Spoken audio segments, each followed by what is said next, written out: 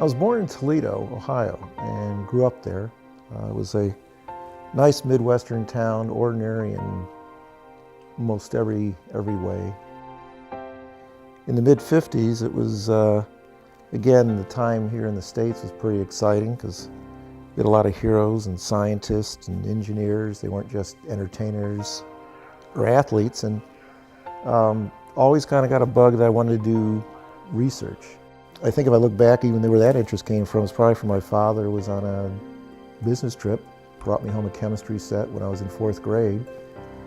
And somehow it was this lifelong interest in science and research. I didn't even have any interest at all in medicine or a career in surgery. At the time I was growing up, I just liked the whole concept of discovery and things were happening. This was during the space program was really big at the time, and scientists, and everything was possible.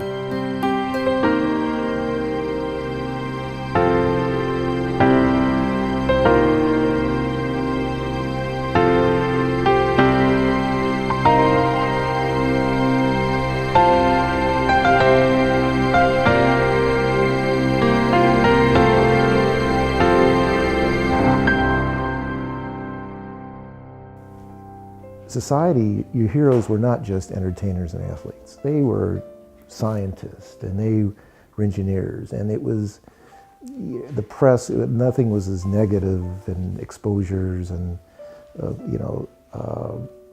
kind of a cynical nature of what things are today.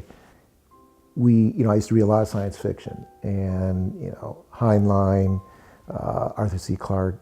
When I was with my roommate in my fraternity, Jay Walker, who subsequently founded Priceline.com of all things, but Jay and I, and it was all mostly Jay's work. I mean, I was kind of a minor assistant to Jay, but we'd kind of come up beginning of the year and just decide who we're going to invite. He would invite one and I'd invite one. He'd invite William Shatner, and of all things now Shatner was a spokesperson for Priceline, and it goes back to that. And I loved Isaac Asimov, and I liked space travel and stuff, so I invited Wernher von Braun. But Isaac Asimov was interesting. He came with his wife, and a small group of us in a fraternity that had the endowment, had dinner and spent pretty much a day with him. I always tell folks that today, even in surgery, doing robotic surgery, the first person to tell me that I'd be operating with a robot now was probably in a different way than he imagined, was one of our speakers we brought in at Cornell, who was Isaac Asimov.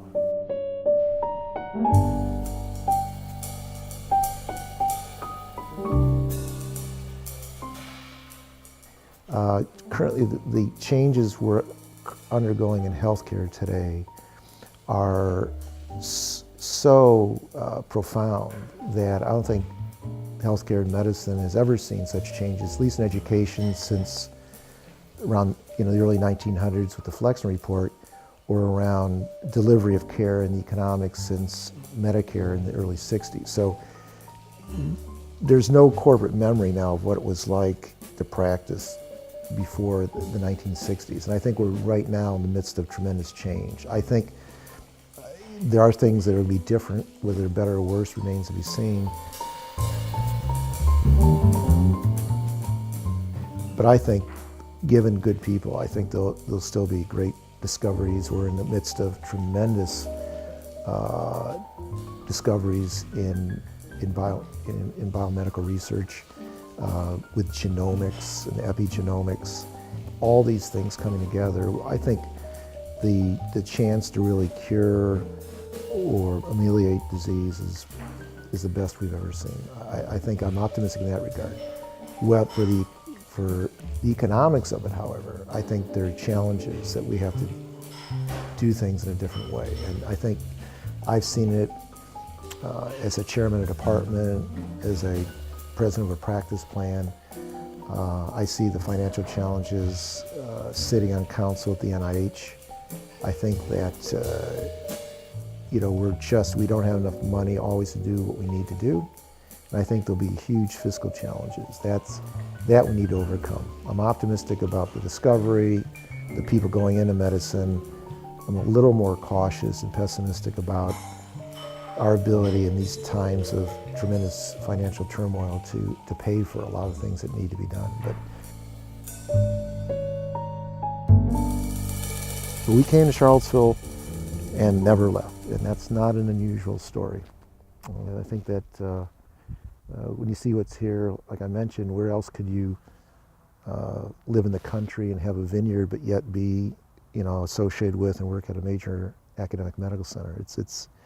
It's quite a unique juxtaposition of lifestyle, environment, academics, and with great collegiality. I mean, it's one of the best places to work.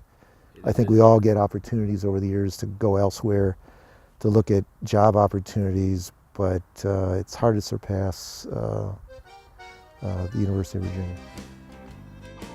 You get your big city fix, we're close to Washington, but you also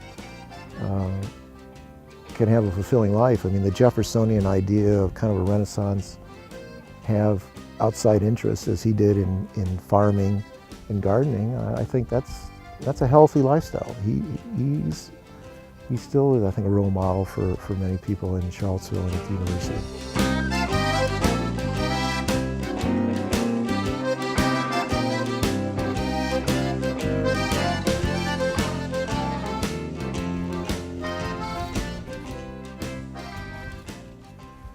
So I can't take credit for any of the vineyard. This is Amy's handiwork.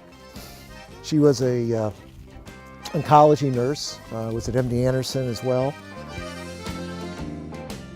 Gave up nursing 14 years ago to, instead of care for patients, and she cares for vines. A little less stressful, except during fall harvest where it gets to be pretty stressful. Well, those aren't usually two words that you want to associate, is wine and urology. That's probably not exactly a good pairing, a juxtaposition of words is wine with urology, but essentially it's kind of a fun hobby. I think when you're in medicine, you need to be passionate about something outside of medicine, and for us, it's food and wine. I think you have to travel anyway. A lot of what we do, we travel. You don't have time for other hobbies. You always have to eat. Favorite bottle? Yeah. If you had to pick a wine that's kind of a benchmark wine, this is pretty special. Auctionable type wine. We're not going to sell this wine. This is a special dinner sometime with friends that we'll share this. Well, yeah, life's too short to drink bad wine is one of my favorite quotes. I don't know if this could be an epitaph on my tombstone. But